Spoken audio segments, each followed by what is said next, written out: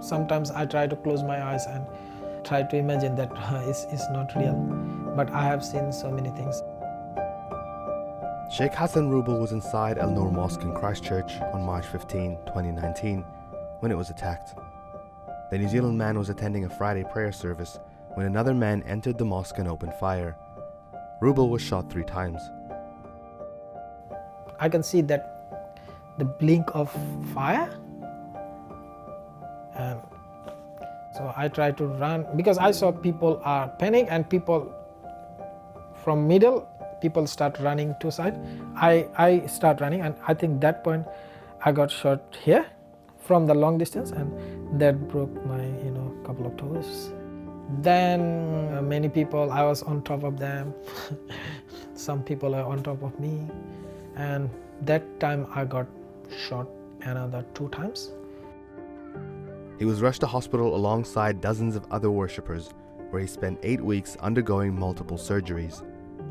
The 35-year-old operations manager has lived in Christchurch for 5 years with his wife and 2 daughters. He was once the sole breadwinner for this family, but now is stuck at home, unable to work or move with ease. A year on, he's waiting to return to the operations room due to a crack inside his pelvis and bullet fragments around his spine. During daytime it's okay, but as the day progresses, nighttime I have most of my pains. And some morning it's really hard to move my legs because it feels like that I have like so much pain. I don't want to move. Trapped in what feels like a box, Rubel says he finds it hard to escape the memories still vivid in his mind. Sometimes I try to close my eyes and like try to try to imagine that it's not real. But I have seen so many things. Yeah, those memories hurt me sometimes and like make me depressed, make me scared of so many things. In past I always think, oh, like I have to achieve this one, I have to achieve this thing, I have to do this one. Nowadays I feel, what's the point of life? Like a single incident can happen again and that will destroy my life, might change my life. Hassan Muhammad was also in the mosque on March 15, sitting on a chair near the back, when he heard the sound of gunfire. We heard 2 shotguns front of the main door of the mosque. Within a few seconds, there is more shot we hear, like 4 or 5 shots. And when we heard these 5, 6 shots, we realized that someone entered the mosque, 1 or 2 or 3 people, and starts shooting and killing people. He says he narrowly survived by playing dead when the shooter came in. But I couldn't get out because there's about 20 people in front of me, 20 people on the other side to the window of the wall. So all I have to do is what I did with myself, I dive and I bend my legs and I dive on my tummy.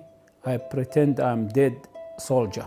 He shoot at me and the bullet missed my head 1 inch, so went to my shoulder. But I didn't move either, not a single movement from my head, or I didn't, if there's any pain, I just bear it. It was an attack that shook the country and the world, claiming the lives of 51 people and leaving dozens with severe injuries. A 28-year-old man of Australian origin, Brenton Tarrant, was arrested and charged with murder. It is clear that this can now only be described as a terrorist attack.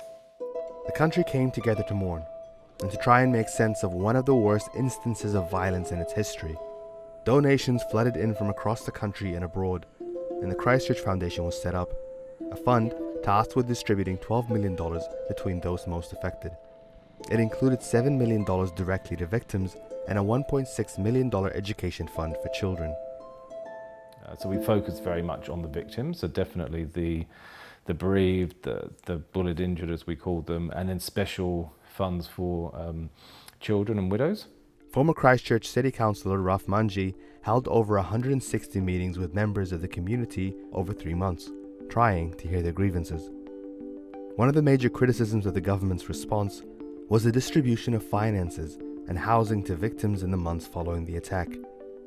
Some families complained of not getting access to promised financial assistance or being left without permanent housing.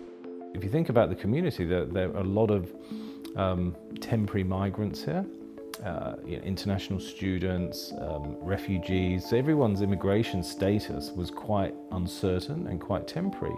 Now, to access a lot of the government benefits that they needed, you needed to be a resident. Cabinet looked at making some policy change, it didn't go through, so they ended up in this system where people would apply, be rejected, and then have to go through a ministerial appeal process.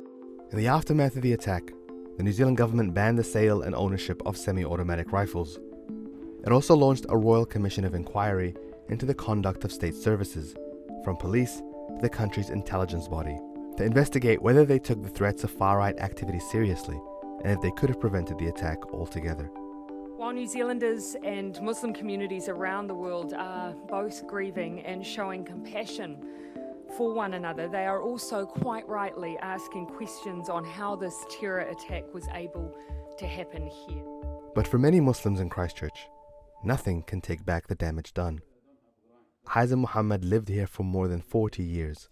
For him, the attacks left a gaping hole in the community he helped to build. It's all 51 people who died, because I've been here a long time in Christchurch. So from 51, I will know personally 45 of them, these people, and from different activities. So I visit their families, I know them, So I feel sad for these people who lost them. Yet despite the overwhelming pain, both physical and emotional, they refuse to let an act of terror change the way they feel about the country they've made home. I feel New Zealand is a special place. Like from the government, like not only government, like everybody, all the New Zealander I know, my colleagues, my university friend, their reaction, that give me hope that I'm still in a really good place. Even after the incident, from people's reaction, I strongly believe that this is still the best place to live.